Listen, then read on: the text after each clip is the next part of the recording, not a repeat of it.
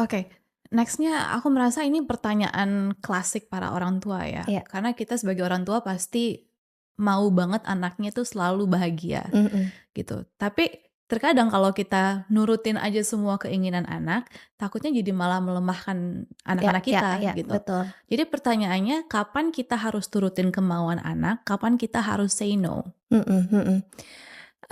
Bener banget ini pertanyaan klasik karena menurutku parenting itu art ya, Mhm. art dan dia journey gitu ya. Jadi kayak gampangnya mungkin gini, apakah yang anak inginkan itu keinginan atau kebutuhan? Misalnya gitu ya. Mhm. Jadi misalnya tapi ini juga suka salah, mengartikan untuk anak-anak 6, 7 tahun ke atas yang udah kenal teknologi.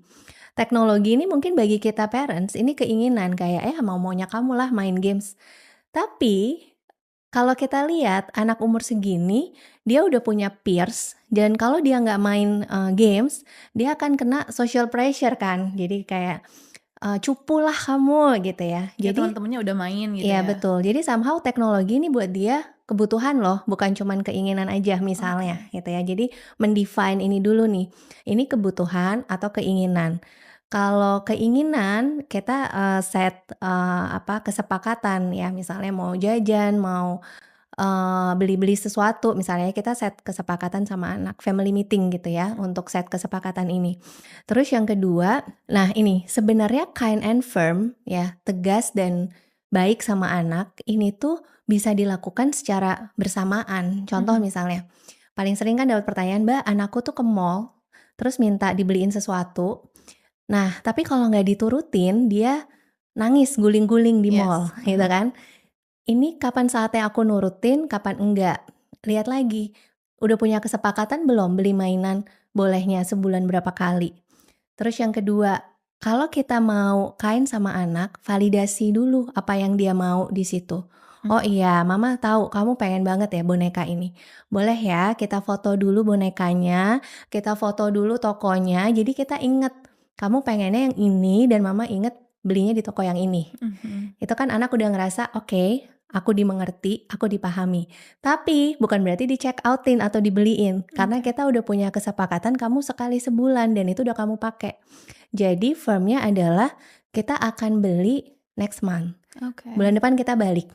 "Nanti kalau nangis gimana Mbak? Gulung-gulung." Nggak apa-apa, kita pengen dia future ready kan, dia harus belajar mengelola kondisi emosinya yang nggak nyaman.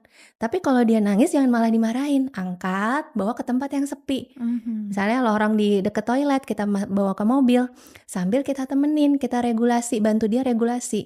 "Mama tahu kamu kecewa, mama tahu kamu kesel." Ditungguin, ditenangin, gitu. Mhm. Tapi tetap firm dong kita, dia belajar, yang namanya delay gratification, kemampuan untuk menunggu pemuasan keinginan dia. Yap. Ya bulan depan tapi dibeliin ya parents Mhm. ya, Harus ditepatin harus janjinya. ditepati janjinya gitu. Jadi Oh. kira-kira gitu ya kind and firm, kita lakukan di satu waktu, kita baik, ngerti anak, tapi kita juga tetap tegas gitu. Apa dampaknya kalau kita selalu menuruti keinginan anak? Aduh ini yang mungkin orang-orang bilang apa ya, strawberry generation atau Heeh. kayak, ya gentle parenting yang cuman gentle aja Mhm. gitu. Nah, ini yang aku mungkin boleh sambil kenalin dikit ya. Jadi ini yang Yes. aku sama teman-teman Good Enough Parents bikin. Jadi bukunya itu Aku Gigih, Aku Tangguh. Ini, kita bikin Future Ready Kids series, Yap. ini baru series yang pertama. Nah, inilah kenapa kita nggak pengen terus-terusan nurutin anak, karena kita pengen tumbuh si ketangguhan dan kegigihan yang tumbuhnya itu dari peristiwa atau pengalaman sulit yang, dia hadapi, Oke. sebenarnya gitu.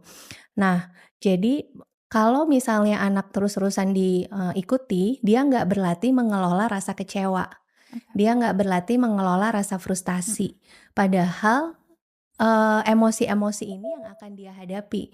Dia kalau di sekolah, dia ditolak sama temennya, dia pengen sesuatu tapi disuruh gurunya untuk bergantian dan lain sebagainya. Ini pengalaman-pengalaman ini kan akan dihadapi dan kita harus bantu dia untuk, melatih gitu ya. Mhm. Terus yang kedua nih, ini ada satu riset yang menarik, risetnya bilang gini, orang yang dewasa, yang dari kecil udah kebiasaan untuk dilatih si delay gratification-nya tadi ya, kemampuan untuk menunda kepuasan, ini pada saat dewasa itu, lebih wise, lebih visioner. Oh, Karena dia selalu mikir kayak, oke, misalnya uang jajan ya, aku dikasih nih 500.000 sebulan misalnya.